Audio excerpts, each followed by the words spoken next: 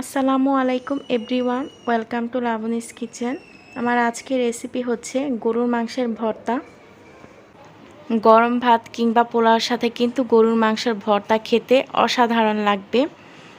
তো এভাবে গরুর মাংসের ভর্তা ট্রাই করে দেখবেন, খেতে কিন্তু ভীষণ ভালো লাগবে। আমি আজকে অনেক দিনে রান্না করা মাংস দিয়ে গরুর মাংসের ভর্তা তৈরি করে দেখাবো খুব সহজভাবে। আশা করছি আপনাদের কাছে ভালো লাগবে। এখানে আমি রান্না করা গরুর মাংস নিয়েছি 5 পিস। আর এই ভর্তাটা তৈরি করতে আমার এখানে যা যা লাগছে, এখানে আমি ধনিয়া পাতা কুচি নিয়েছি, 3টা মাঝারি সাইজের পেঁয়াজ কুচি নিয়েছি, আর 4-5টি শুকনো মরিচ নিয়েছি। তো এখন আমি মাংসগুলোকে হাত দিয়ে ঝুরি করে নিচ্ছি। এই তো এরকমভাবে কিন্তু হাত দিয়ে মাংসগুলো ঝুরি করে নিতে হবে। আপনারা চাইলে কিন্তু কাঁচা মাংস দিয়ে ভর্তাটা করতে পারেন, তবে কাঁচা মাংসটাকে কিন্তু ভেজে নিতে হবে মশলা দিয়ে, তারপর এভাবে ভর্তা করে নেবেন। তো আমার কাছে যেহেতু রান্না করা মাংস ছিল, তো সেটা দিয়ে আমি ভর্তাটা আজকে বানিয়ে আপনাদের দেখাবো। তো চুলাতে একটা কড়াই বসিয়ে দিয়েছি। তো এখানে আমি পরিমাণ মতো তেল দিয়ে দিলাম। এখন ঝুরি করা মাংসগুলো আমি ভেজে নিব।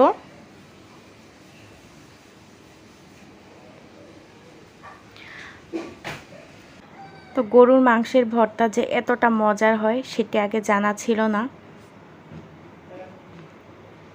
আমার আজকে রেসিপিটি ভালো লাগলে প্লিজ একটি লাইক দিতে ভুলবেন না। যারা এখনও নতুন আমার চ্যানেলটি সাবস্ক্রাইব করেনি, চাইলে আমার চ্যানেলটি সাবস্ক্রাইব করে নিতে পারেন। এই তো মাংসগুলো আমার ভেজে নেওয়া হয়ে গেছে। এখন আমি একটা প্লেটে তুলে নিচ্ছি।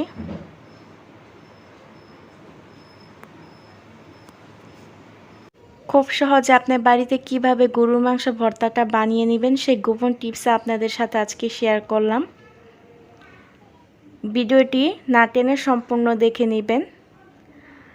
তো এখানে আমি পেঁয়াজগুলো তেলে ভেজে নিচ্ছি, অবশিষ্ট যে তেলগুলো রয়েছিল আমার। তা আপনারা চাইলে কিন্তু কাঁচা পেঁয়াজ দিয়ে ভর্তাটা করে নিতে পারেন, তবে আমি মনে করি পেঁয়াজটা একটু হালকা ভেজে নিলে ভর্তাটা খেতে ভীষণ ভালো লাগবে।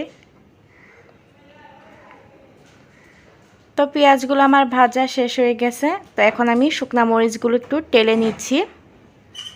অনেকে কিন্তু এই ভর্তাতে কাঁচা মরিচও ব্যবহার করে, আপনারা চাইলে কাঁচা মরিচও দিতে পারেন, তবে শুকনো মরিচটা দিলে বেশি ভালো।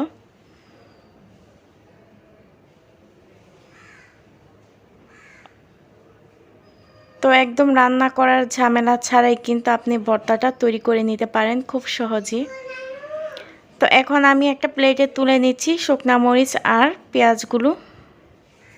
তো এখন আমি ভর্তাটা বানিয়ে নিব, সেজন্য প্রথমে ভাজা পেঁয়াজগুলো নিয়ে নিচ্ছি।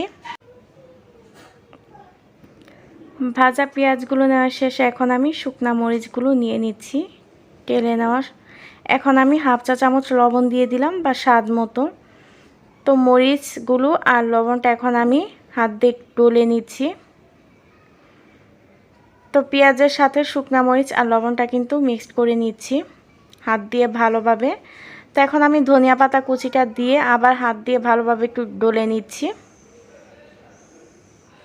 তো এভাবে হাত দিয়ে ভর্তা মাখিয়ে খাওয়ার মজাটাই কিন্তু আলাদা, অন্যরকম ভালো লাগে। আপনারা চাইলে কিন্তু শিলপাটাতেও এই কাজটা করে নিতে পারেন। তো এখন আমি ঝুরি করা মাংসগুলো দিয়ে দিচ্ছি, যে ভেজে রেখেছিলাম মাংসগুলো। তো সেটা দিয়ে এখন আমি হাত দিয়ে ভালোভাবে মেখে নিচ্ছি। তাই তো আমার কিন্তু ভর্তাটা একদম বানানো শেষ।